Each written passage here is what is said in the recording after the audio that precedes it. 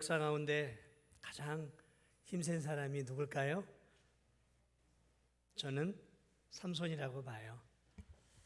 삼손 이전과 그 이후에 힘을 가진 많은 장군과 또 장사들이 있었지만 이렇게 삼손처럼 초인적인 힘을 가진 사람은 아마도 없을 거예요. 오늘 이 본문에도 삼손이 얼마나 힘이 센 사람인지가 나와 있는데요. 어쨌든 삼손은 작은 나귀 턱뼈 하나로 1000명의 블레셋 군인들을 죽이는 그야말로 상상할 수 없는 힘을 가지고 있었던 사람이 틀림이 없습니다. 이스라엘 백성들은 삼손이야말로 우리를 블레셋으로부터 건져주는 하나님 보내신 사사구나 비로소 인정을 하고 이제 이 삼손은 이스라엘의 정식 사사로 이 사건 이후에 임명을 받습니다. 그래서 그는 20년이라는 긴 세월, 20년은 긴 세월이죠. 20년이라는 긴 세월을 이스라엘의 영적인 지도자요, 행정적인, 사법적인 지도자로서의 역할들을 이제 잘 감당을 하게 되죠. 20년이라는 긴 세월을 감당해요. 그런데 그 20년의 사사의 공식 사사의 일을 감당하고 어느 날 이 삼손이 다시 블레셋 지역으로 내려와요. 저 블레셋 아래쪽에 이집트에서 좀 가까운 쪽에 있는 가사라고 하는 그런 이 블레셋의 큰 5성읍이 있는데 가장 이 남쪽에 있는 그 이 가사 성에 이 삼손이 웬일인지 어떤 이유인지 성경은 모르겠는데 거기에 또 이렇게 들어와요. 그리고 그 안에서 그 이방, 오늘 성경은 기생이라고 표현하고 있는데요, 말 그대로 창녀입니다. 몸을 파는 매춘녀예요. 정확하게 말하면 매춘녀입니다. 근데 이 매춘녀를 바라보고 그 여인에게 그냥 뿅 간 거예요. 삼손이 마음이 다 뺏겨버린 거예요. 그래가지고 그 여인에게 그 창녀의 집으로 들어가서 불같은 사랑을 나누게 되어지죠. 그 밤에. 그리고 한밤 깊은 밤 이제 블레셋 군인들이 삼손이 잠들 쯤 해서 새벽녘에 삼손을 죽이기 위해서 둘러쳤는데 삼손이 깊은 밤 잠을 자지 않고 있다가 바깥으로 나와서 그 가사 성의 큰 성문과 문짝과 문고리와 또 이 기둥이 있지 않습니까? 그 기둥을 번쩍 뽑아가지고, 이게 뭐 인간이 할 수 없는 상상할 수 있는 힘이죠. 그걸 번쩍 뽑아가지고 그 큰 성문을 등에 탁 짊어지고 거기서 헤브론이라고 하는 유대 땅에 거기까지 한 65km 정도, 70km 되는 그 거리를, 여기서 지금 목포까지가 한 50km밖에 안 되거든요. 그러니까 여기서 목포까지만 해도 걸어가는 것도 힘든데 이 등짝에 몇 톤이 되는 이 성문짝을 들고 이렇게 가서 그 헤브론 산 위쪽에 맞은편에다 확 던져 버립니다. 참 별 희한한 사건이죠.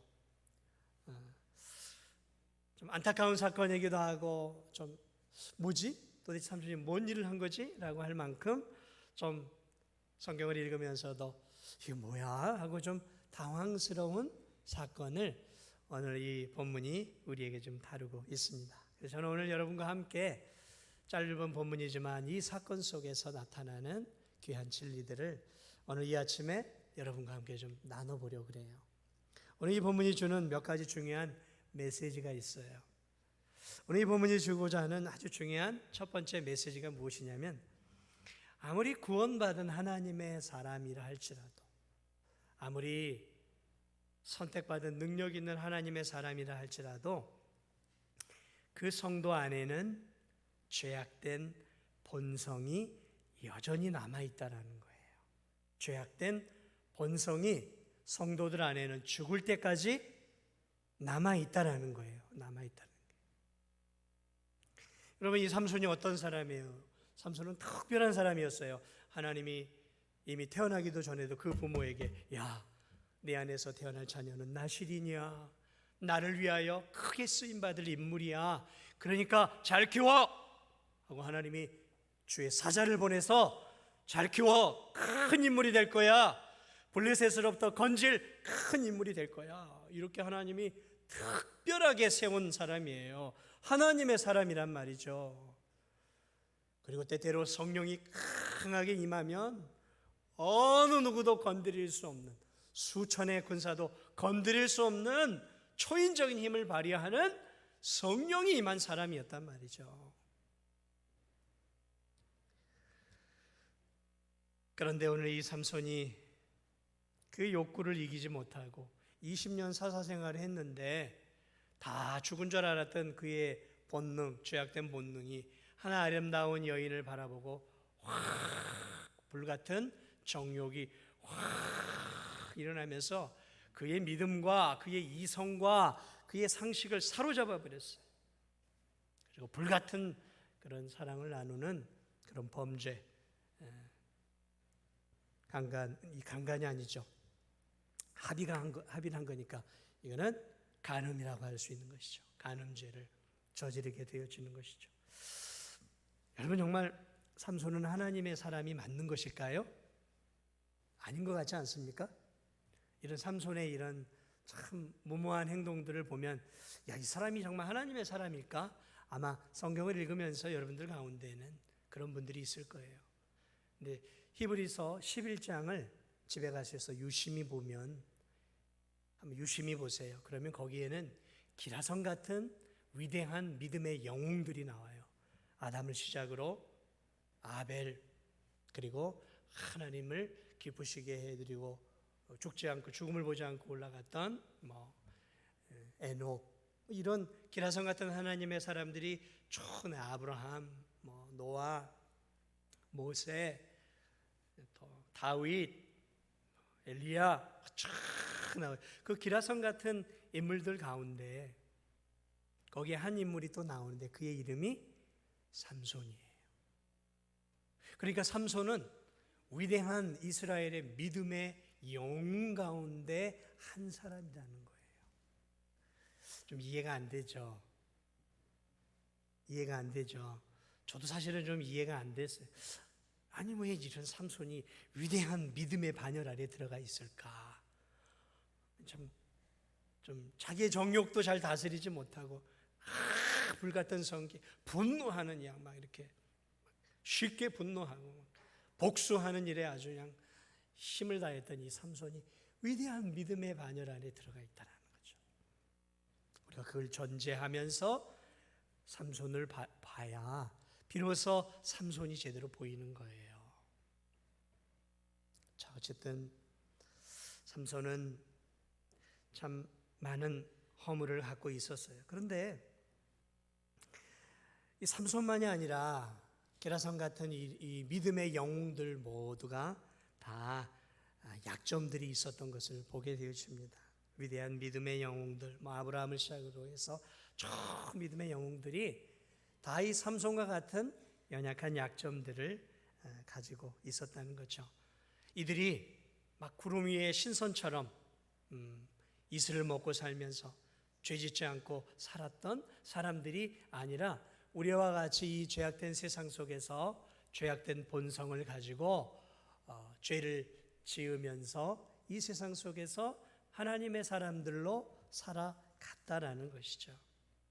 그러므로 우리가 어떤 성도가, 어떤 또 목회자가, 어떤 또 신실한 하나님의 사람이 범죄했을 때 우리가 쉽게 정죄하면 안 되는 거예요. 정죄하면 안 돼요. 우리가 신앙생활하면서 꼭 기억해야 할 사실인데 그것이 무엇이냐면 우리가 예수님을 구주로 믿었잖아요. 예수님이 나 같은 죄인을 위해 십자가에 죽으셨지 하면서 예수님을 나의 구주, 나의 하나님으로 믿었단 말이죠. 그 예수님을 믿을 때 우리의 신분이 바뀌죠. 마귀의 지배 아래 있던 우리의 신분이 이제 하나님의 자녀가 되어지는 신분의 변화가 일어나요. 근데 이것은 우리가 눈에 확 띄는 건 아니에요. 왜냐하면 우리가 아직 이 땅에 살고 있으니까 신분의 변화는 되었지만 그 신분의 변화된 것들을 우리가 아주 체감하며 살지는 못하는 거예요. 신분이 변화되어서 우리는 이제 마귀의 종노릇하는 자들이 아니라 하나님의 영광스러운 자녀들이 되었잖아요. 그런 변화가 일어나요. 그리고 또 하나의 변화가 일어나는데 무엇의 변화가 일어나냐면 우리의 인생의 성향이 변화가 되어져요. 그래서 예수님을 믿기 전에는 죄가 좋았어요. 죄악된 삶 속에서 살아가는 것이 좋았어요. 그래서 그게 죄인지도 모르고 살았어요. 그런데 예수 그리스도를 나의 구주로 딱 믿고 나니까 이젠 죄가 보이기 시작하는 거예요. 죄악된 삶이 뭔지를 알게 되니 하나님이 기뻐하지 않는 삶이 보이기 시작하는 거예요. 내가 이렇게 살아야 되는구나 하고 죄악된 삶에서 이제는 방향을 바꾸어서 하나님이 기뻐하는 삶, 그 목적을 향해서 이제 삶의 성향이 바뀌어져. 이제 죄가 싫은 거예요. 이제 죄 짓지 않는 삶을 살려고 하나님 말씀에 순종하는 삶을 살려고 하는 삶의 방향이 바뀌어져요. 그런데 바뀌지 않는 한 가지가 있어요. 예수님을 믿어도. 그것이 무엇이냐면 우리가 예수님 믿기 전부터, 이 땅에 태어나면서부터 가지고 있었던 우리의 죄로 물든 본성은 바뀌지 않아요. 죄로 물들어 있는 이 죄악된 본성. 그래서 이 본성은 예수 그리스도를 믿어도, 이것을 다른 말로 하면 또 기질이라고도 할 수 있고요, 본성이라고도 할 수 있고요, 이런 것들은 바뀌지 않아요. 그래서 막 쉽게 분노하는 사람이 예수님 믿는다고 차분한 사람이 되는 게 아니에요. 성깔이 있는 사람이 예수님 믿는다고 쉽게 성깔 안 부리고 그러지 않는다는 거죠. 그건 잘 바뀌지 않아요. 그래서 이 죄악된 본성, 그러니까 우리는 생각과 마음과 이 육체가 죄로 물들어 있단 말이죠. 그래, 우리의 신분은 바뀌었어요. 우리의 성향은 바뀌었어요. 그런데 죄로 물든 이 본성은 그대로 갖고 있단 말이죠.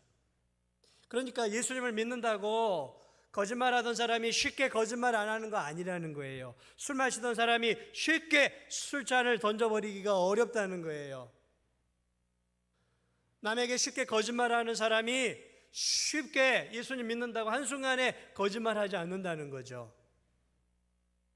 여전히 예수님을 믿어도 거짓말하고 살고, 여전히 예수님을 믿어도 게으르게 살고, 여전히 예수님을 믿어도 예수님 믿기 전에 죄악된 그 본성을 가지고 살아가고 있다는 거죠. 그것을 얼마나 이제 죽이고 그것을 누르고 그것을 억압하며 내가 사느냐 못 사느냐의 차이지, 이 죄악된 본성은 죽을 때까지 우리한테 있는 거예요. 오늘 삼손이 그랬고 믿음의 위대한 영웅들이 그랬다라는 것이죠. 오늘 여러분, 특별히 이 삼손은 굉장히 하나님을 알기 전부터 하나님을 믿었음에도 불구하고 연약한 약점들이 있었어요. 많은 약점들이 있어요. 이 삼손은 충동에 약했어요. 굉장히 충동적인 사람이에요. 욱하는 거죠. 뭐 좀 누가 건드리면 그냥 활화산처럼 펑 하고 그냥 보일러 터지듯이 그냥 뻥뻥 터지는 사람이었어요. 그냥 그런 사람이 있죠. 그런 성격이 있지 않습니까? 괜히 건드렸다가는 터지는 성격들 있잖아요. 괜히 이 사람을 건드리면 안 되는 거예요. 교인들 가운데 그런 성격을 가진 성도들도 있단 말이죠. 그냥 피하는 거죠. 피하는 거예요. 이 어린아이처럼 이 삼손은 자기가 원하는 것이 있으면 물불 안 가리고 그거를 그냥 확 취하는 게 있어요. 하나님 말씀, 그게 중요하지 않았어요.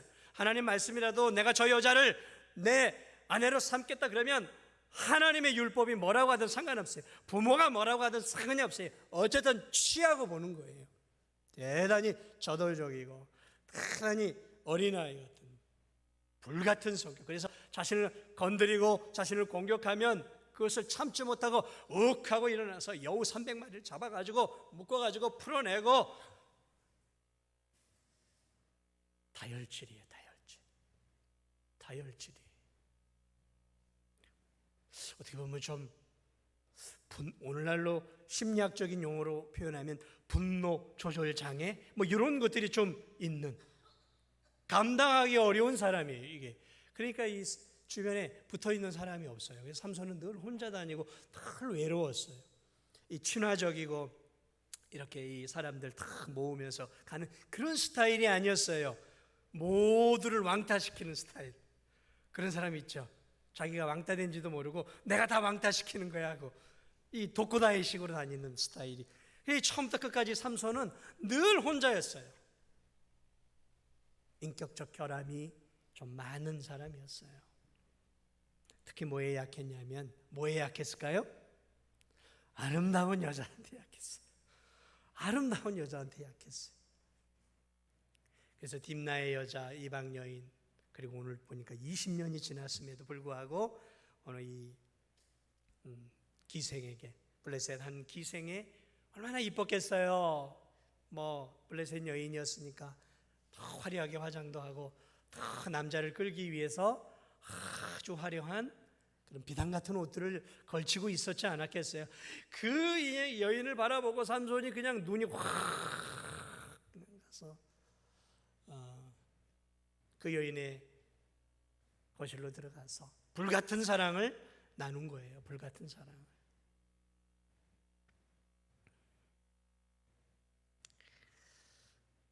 참 이해가 안 되는 부분이 있을 수 있습니다. 왜냐하면 그가 딥나 여인을 취할 때는 20년이 훨씬 지난 그 전이란 말이에요. 어떻게 보면 젊었을 때란 말이죠.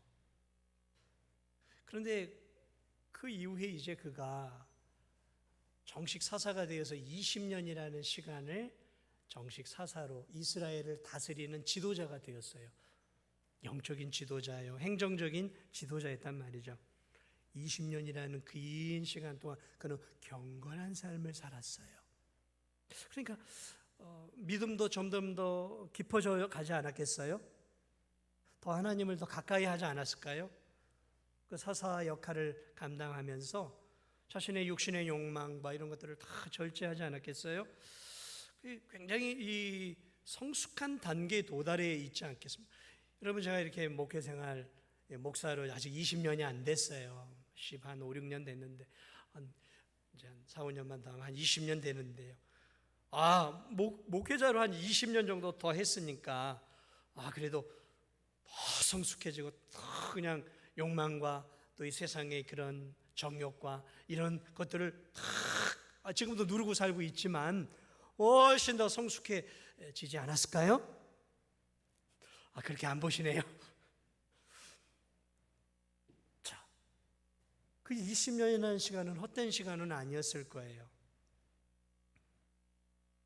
그런데 20년의 사사의 역할을 감당하고 어느 날 가사 지방에 내려가서 한 여인을 보더니 그냥 그 욕망을 누리지 못하고 20년 전과 똑같이 범죄를 해버리고 마는 이 삼손의 모습들을 바라보면서 다시 한번 제가 그런 생각을 성경을 통해 하게 되었어요. 그렇구나. 우리는 구원은 받았지만 여전히 죄의 본성을 가지고 있는 죄인에 불과하구나. 죄인이구나. 우리들이 구원받은 죄인이구나. 여러분, 여기 회센터 같은 데 가보셨죠? 많이? 거기 가면 이 큰 어항 수족관 같은 데에 이제 횟감들이 막 돌아다니고 있단 말이죠. 그 횟감들 가운데 유독 이렇게 넓적하게 그냥 바닥에 착 달라붙어 있는 것들이 있어요. 제가 좋아하는 건데 뭐죠? 광어예요. 광어. 바닥에 탁 달라붙어 있어요. 처음에 예전에는 이 광어를 보면서 저것들이 죽었나? 움직이질 않아요. 죽었나? 딱 붙어 있어요. 근데 죽어 있는 건가요? 아니에요. 살아 있어요. 살아 있는 거예요. 굳이 이 좁은 어항에서 내가 움직일 필요가 없으니까 그냥 가만히 있는 거죠. 우리가요, 우리의 이 죄의 본성들이 이 광어처럼 우리 마음바닥에서 쫙 붙어 있어요. 그런데 이게 그대로만 있는 게 아니라요, 어떤 유혹의 환경이 찾아오고 또 우리를 흔드는 그런 삶의 유혹들이 우리 안에 찾아오면 쫙 달라붙어 있던 이 죄의 본성들이 확 일어나게 되어져요. 확 일어나서 내가 이런 사람이었나라고 할 만큼 나도 모르는 사이에 그 유혹과 죄악된 삶에 훅 빠져서 믿음을 가진 성도들이 한순간에 무너지는 일들, 주저앉는 일들이 성경 안에 또 우리의 신앙생활 안에 얼마든지 일어난다는 사실이죠. 그러므로 내가 지금 경건하게 이렇게 신앙생활하고 있으니까 나는 굉장히 성숙한 성도야. 나는 어떤 유혹이 와도 뭐 넘어지지 않을 거야. 뭐 유혹들 오라 그래. 내가 다 이겨낼 거야. 이렇게 생각하는 것은 우리 삼손과 똑같은 거예요. 삼손은 20년이라는 사사생활을 해놓고 이제 내가 어떤 유혹이 와도 뭐 이깟 내가 다 이겨낼 수 있을 거라는 자만심을 가지고 아랫지방에 뭔 일이 있어서 내려갔던 것 같아요. 그런데 그게 아니었던 거예요. 그게 아니었던 거예요. 삼손에게는 여전히 여자에게 약한 게 있었어요. 그게 그의 약점이었어요. 그런데 그것을 과신하고 내려가서 그 아리따운 그 여인들, 특별히 이 기생들을 바라보면서 뭐 저런 여인들 내가 좀 보고 대화한다고 내가 못 이기겠어 했는데 못 이겼어요. 정욕이 불일 듯 20년 동안 광어처럼 그 본성이 없는 것처럼 쫙 내 마음 밑바닥에 있어서 없는 것 같았는 줄 알았는데 그게 아니었던 거예요. 그 유혹에 직면하자 잠자고 있던 광어처럼 내 본성이 확 불같이 일어나면서 순식간에 20년의 공든탑이 한순간에 무너져버려요. 사랑하는 여러분, 우리는 어느 순간에도 자만하면 안 돼요. 내가 이 정도 신앙생활 하니까 이제는 어려움이 없겠지. 아니요, 그렇지 않습니다. 우린 쉽게 한순간에 무너질 수 있어요. 공든탑이 무너지지 아니요, 신앙의 공든탑 한순간에 무너집니다. 한순간이에요. 두 순간도 아니에요. 한순간이에요. 하나님이 돕지 않으면 무너질 수 있다는 경각심을 가지고 우리가 그래서 정신을 차리고 깨어서 우리의 신앙생활을 감당해야 함을 믿으시고, 아무쪼록 삼손처럼 자만하면 안 돼요. 늘 겸손함으로 나는 얼마든지 죄를 지을 수 있는 연약한 존재야 라는 마음으로 신앙생활을 할 수 있는 저와 우리 성도들이 다 되시기 바랍니다. 오늘 이 본문이 우리에게 가르쳐주는 또 하나의 중요한 진리가 있어요. 우리의 이 연약함, 죄악된 본성을 사단이 결코 내버려 두지 않는다라는 거예요. 결코 내버려 두지 않는다라는 거예요. 사단은 믿음의 성도들의 약점을 건드려서 넘어뜨린다는 것이죠. 우리 한번 따라하겠습니다. 이 사단이 인생의 우리를 향한 인생의 신조가 있어요. 한번 따라하겠습니다. 10번 유혹해 안 넘어가는 성도 없다. 10번째가 안 넘어가는 나무 없다 들어봤죠? 마귀는 10번 건드려 안 넘어가는 성도 없다. 이게 사단의 신조예요. 그리고 그 신조는 지금까지 역사 가운데 다 유효했어요. 네가 사사냐? 네가 아브라함의 후예냐? 네가 예수 그리스도의 제자냐?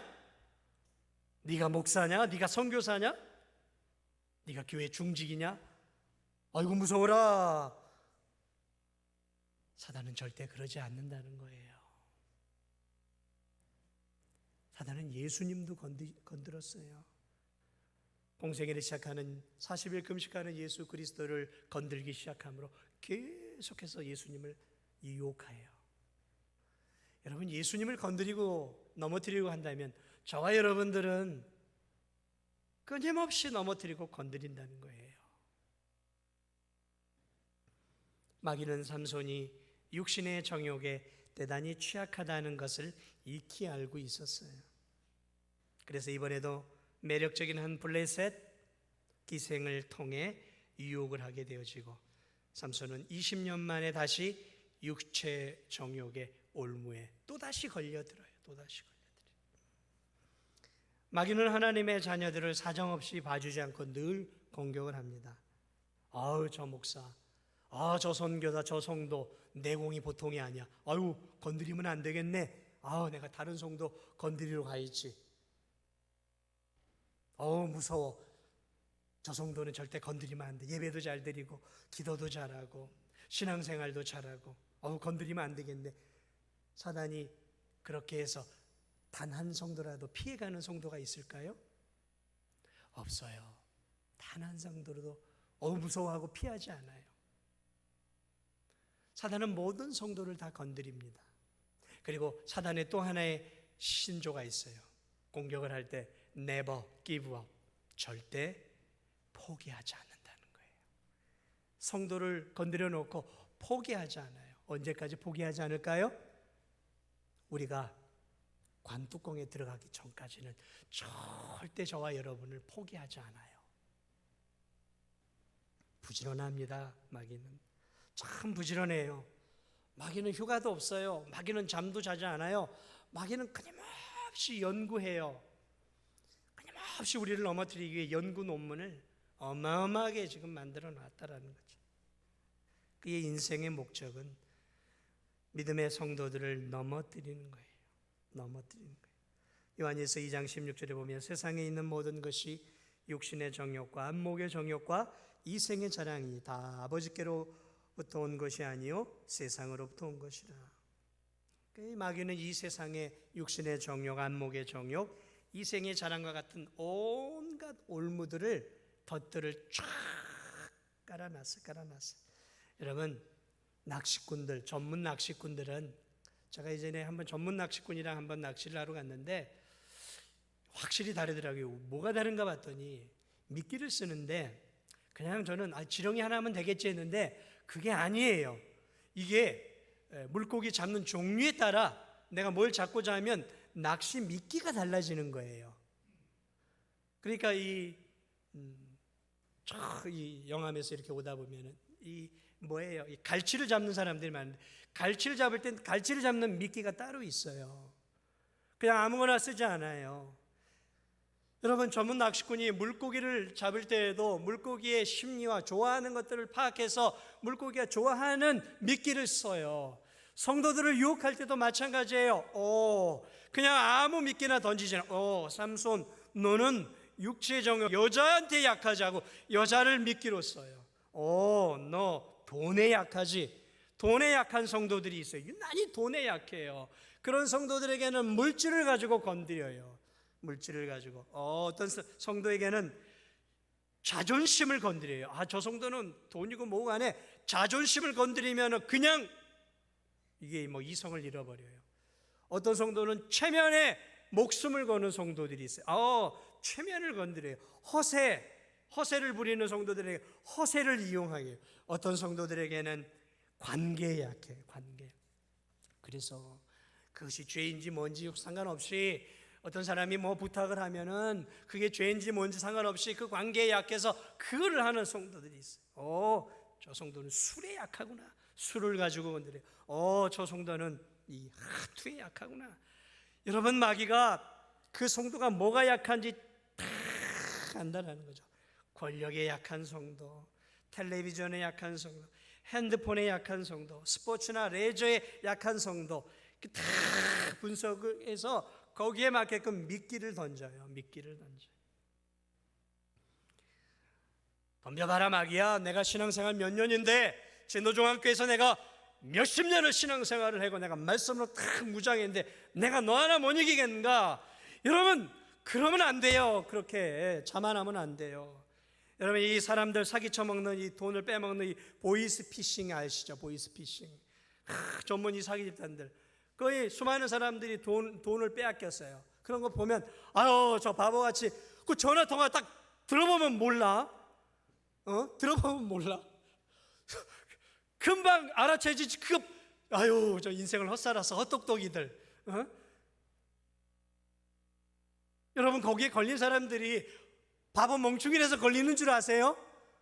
그 걸리는 사람들 가운데 대학 교수도 있고 세상에서 난다긴다 똑똑한 사람들도 많아요. 너무 정교하고 너무 이렇게 리얼하게 다가오니까 이게 보이스피싱인지 뭔지 모르고 넘어간다라는 거예요. 넘어가는 거예요. 그냥 넘어가는 거 아니에요. 치밀한 전략과 작전 가운데 그들이 판을 짰기 때문에 나도 모르는 사이에 넘어가는 거예요. 그런데 여러분, 이 세상에 이런 보이스피싱에도 우리가 넘어가는데 마귀가 판을 짜고 마귀가 유혹한다고 하면 이길 수 있겠어요? 우리가?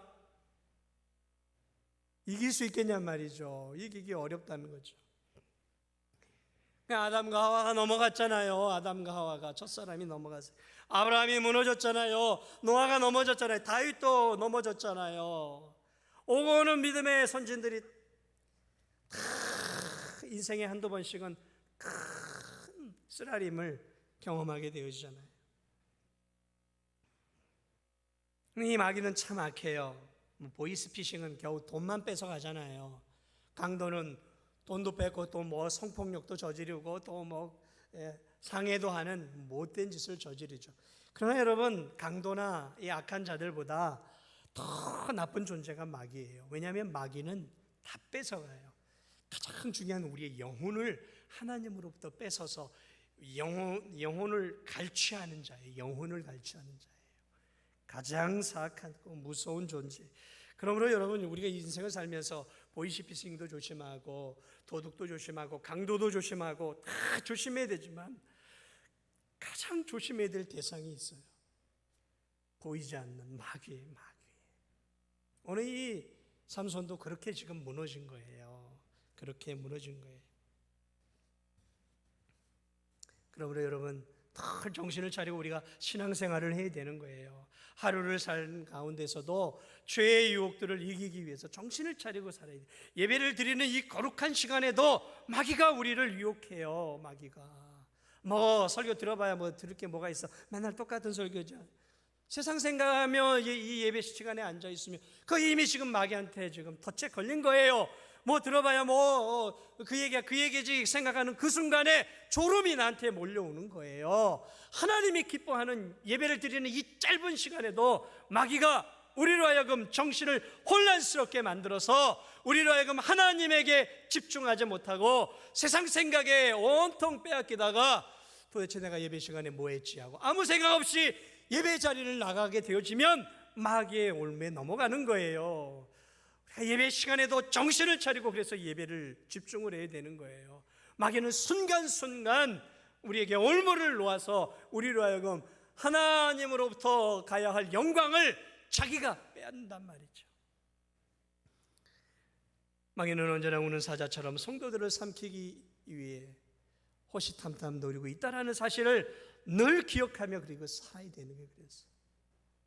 사랑하는 여러분, 이처럼 마귀의 유혹 앞에 삼손도 넘어가고 수많은 믿음의 성도들이 넘어갔어요. 오늘을 사는 우리들도 많은 유혹 앞에 굴복을 합니다. 그럼 우리는 저 마귀와 싸워서 이길 수 있는 가능성은 없는 걸까요? 싸워봐야 매일 질 수 없는 싸움입니까? 아니요, 그렇지는 않습니다. 이 세상에서 우리가 잠시 교활하고 영악한 사단에게 져서 패할 수 있어요. 사단과 사단의 나라가 교회를 넘어뜨리고 성도들을 잡아들여서 개가를 드리고 축배를 들 수도 있어요. 사단은 잠시 승리합니다. 그러나 여러분, 결국은 교회와 성도들은 사단에게서 최종적인 승리를 하게 될 거예요. 사단과 사단의 나라가 잠시 이 땅에서 승리하고 개가를 부르지만 오늘 이 성경 본문은 결국은 마침내는 하나님의 나라와 하나님의 성도들이 교회가 승리할 것을 그래도 보여주는 희망으로 끝나고 있어요. 희망으로. 여러분, 마귀가 지금 삼손에게 삼손을 유혹해서 마귀의 유혹에 지금 삼손이 넘어갔어요. 아름다운 블레셋 창녀를 보며 20년 동안 억누르고 절제했던 육체의 본능이 깨어나고 말았어요. 마치 술 중독자가 술을 마시지 않고 견딜 수 없는 것처럼 술자리에 앉아 달콤한 술을 보는 순간에 1년 2년 참았던 그 금주를 끊어버리고 술을 마시는 것처럼 삼손도 20년간 참았던 육체의 욕망을 그 블레셋 여인을 보는 한순간에 터져버리고 죄를 저지르고 말았어요. 그 밤에 자신의 성욕을 채운 그 밤에 그 욕망의 시간들이 지나간 그 밤, 그 기생의 집 침대에서 여러분 삼손이 어떤 마음을 가졌을 거라고 생각을 하십니까? 어떤 마음을 가졌을까요? 그 욕망을 다 채우고 난 뒤에 기분 좋다, 이 맛이야, 인생 사는 맛은 이런 거지, 이런 마음을 가졌을까요? 아니면 가슴이 찢어지는 비통함을 느꼈을까요?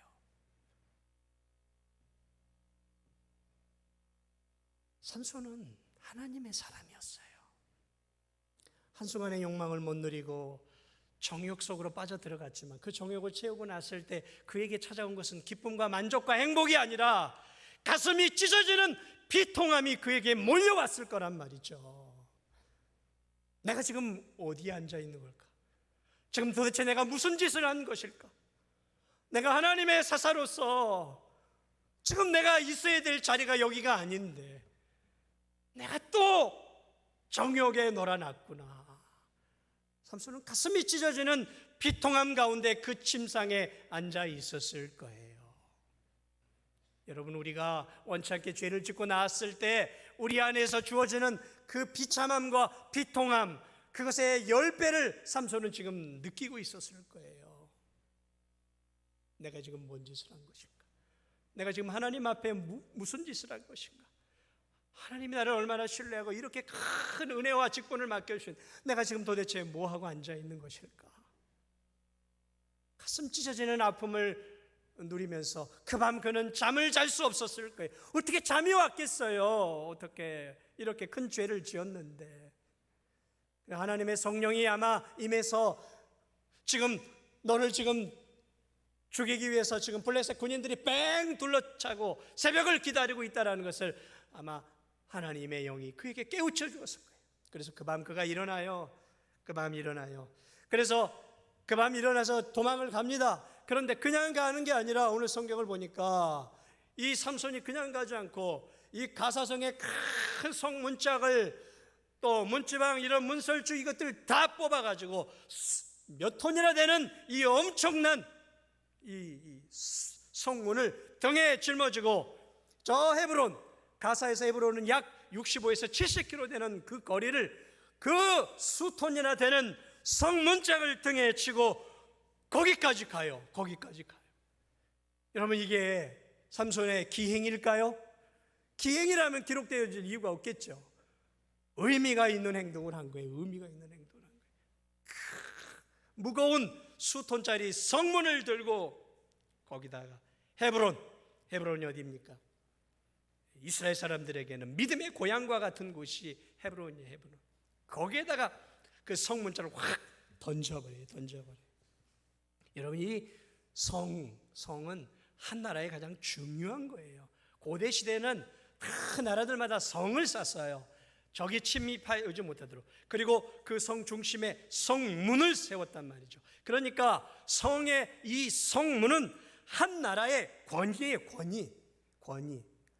이 한 나라의 힘과 권위의 상징이 성문이란 말이죠. 그래서 고대 전투에서는 성문이 뚫리면 끝나는 거예요. 그 전쟁은 다 포로로 끌려가 나라가 사라지는 거예요. 그러니까 이 성문은 한마디로 그 나라의 권위와 힘을 상징하는 거란 말이죠. 그런데 이 삼손이 그 나라의 힘과 권위를 상징하는 성문을 빼서 갔단 말이에요. 아침에 블레셋 사람들이 일어나 보았어요.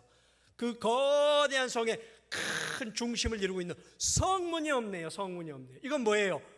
이거는 굉장히 당혹스러운 일인 것이죠. 왜냐하면 이제 적군이 침입하게 되어지면 이제 그 성은 무너질 수밖에 없는 거죠. 황당한 일이 일어난 거예요. 무엇을 말하고 있는 것일까요? 삼손의 이 행동은 결국은 자신은 실패하고 지금 죄를 지었지만 하나님께서 앞으로 자신을 사용해 이 이스라엘에게 저 블레셋을 무너뜨리는 큰 승리를 가져다 주실 것을 믿고 그러한 행동을 했던 것이죠. 삼손은 유혹에 넘어갔지만 부족한 자신을 앞으로 하나님이 사용하셔서 자신을 통해 저 블레셋의 큰 승리를, 성문짝이 무너지는 큰 승리를 이스라엘에게 가져오고 저 블레셋은 큰 패배를 당하게 될 것이라는 것을 상징적으로 보여주는 하나의 행동을 했던 거예요. 사랑하는 여러분, 이 땅의 교회들이 이 세상의 것에 취해서 마음을 빼앗깁니다. 잠시 마귀의 유혹에 넘어가 성도들 간에, 교회 안에서도 서로 시기하고 질투하고 사분오열되어질 수도 있어요. 서로 간에 싸울 수도 있어요. 성도들이 마귀의 유혹에, 세상의 것에 취해서 유혹 가운데 넘어져 살아갈 수도 있습니다. 그러나 결국 하나님은 그 성도들과 연약한 교회를 그대로 내버려 두시지 않는다는 거죠. 이 땅의 연약한 교회들과 성도들에게 하나님은 은혜를 주셔서 마침내는 마귀를 물리치시고 하나님의 나라를 궁극적으로 세워 가실 것이다라는 것을 이 삼손의 마지막 이 행동을 통해서 하나님이 지금 보여주고 있다라는 것이죠. 여러분, 우리가 어떻게 마귀를 이길 수 있겠어요? 저와 여러분은 죽었다 깨어나도 마귀를 이길 수 없어요. 그러나 여러분, 우리에게 소망이 있는 것이 있어요. 왜냐하면 이 강한 마귀를 무너뜨리고 마귀의 머리를 치신 분이 계셔요. 그분이 누구십니까? 이 땅 가운데 2000년 전에 오신 한 분이 계시잖아요. 그분이 이 땅 가운데 오셨어요. 하나님의 아들이 이 땅 가운데 오셨어요. 그리고 그분이 십자가를 지셨어요. 십자가를 지심으로 그분이 무엇을 깨뜨리셨냐면 부활하심으로 마귀가 장악하고 있었던 사망의 권세를 부활하심으로 깨뜨리셨어요. 그 사실을 통해서 마귀가 가지고 있었던 가장 중요한 힘과 권세를 상징하는 사망 권세가 깨졌어요. 예수 그리스도께서 승리하셨어요.